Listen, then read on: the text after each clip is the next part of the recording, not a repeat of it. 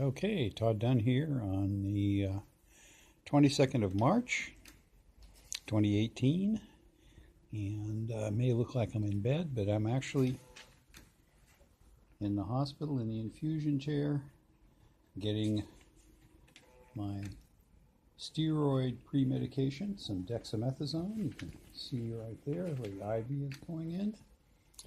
And if you look out the window behind me, you can see that it's snowing. So far, so good, except for almost fainting when they put the IV in. But that was just me, not them.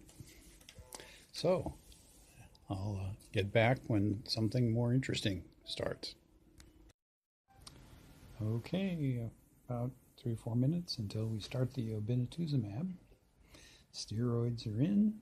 Everything else in the pre-medication is done. So, now comes the fun part. You don't use the Okay, 10 a.m. and the Obinutuzumab has been running for about 10 minutes. I've gotten 3.7 milliliters of the which is 3.7 milligrams so far of the 100 that I'm going to get. And so far, I feel absolutely nothing. And you can see in the window behind me, it's still snowing. So the pre-medication was 2 Tylenol, a Zyrtec antihistamine, and a Pepsid, and 20 milligrams of dexamethasone administered intravenously. And so now I'm here for roughly the next 3 hours and 50 minutes, assuming everything goes well. Okay, about 11.2% of today's dose of Obinutuzumab is in, and so far, other than my fingers feeling like they're going to sleep a little bit, I've had absolutely no reaction to it, which I hope it stays that way. And I'm getting 100 milligrams today, and I get to come back tomorrow and get 900 milligrams.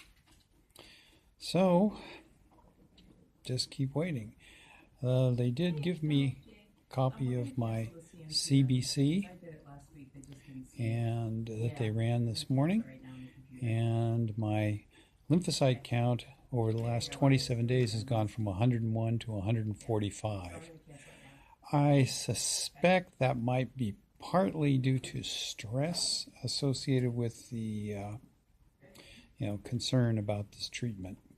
At least that's what I hope it is. And we'll have to see where the treatment pushes things. Interestingly, in the CBC, my monocyte count was up by about a factor of 3. I'll have to do a little reading to see what is going to push that up. I noticed that last night when I took a blood smear and looked at my blood, and that there were quite a few monocytes in there, more than I expected,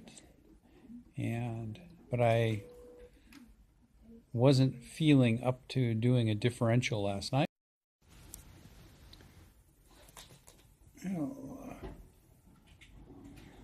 About 19 milliliters in, I'm starting to feel a little warm and flushed. A little flush? Yeah, it feels like it. Well, that was very sudden.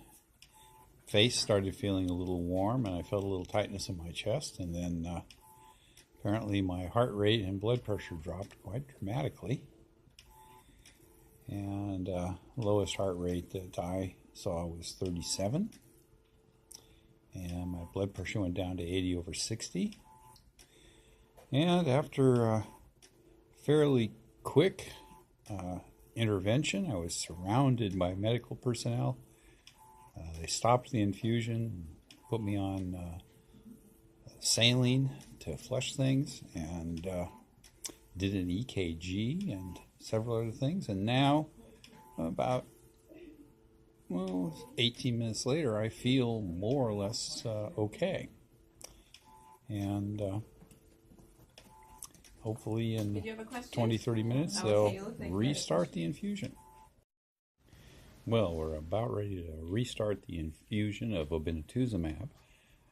after I got some oxygen and EKG and lots of monitoring. And then the critical treatments, a bowl of chicken soup and a turkey sandwich, which hopefully will compensate for all the other issues. Okay, at 12:13, I restarted the Obinutuzumab infusion, and but at a reduced rate of 10 milligrams per hour. And so far, after 4 minutes, nothing is going on except for some beeping from the infusion pump.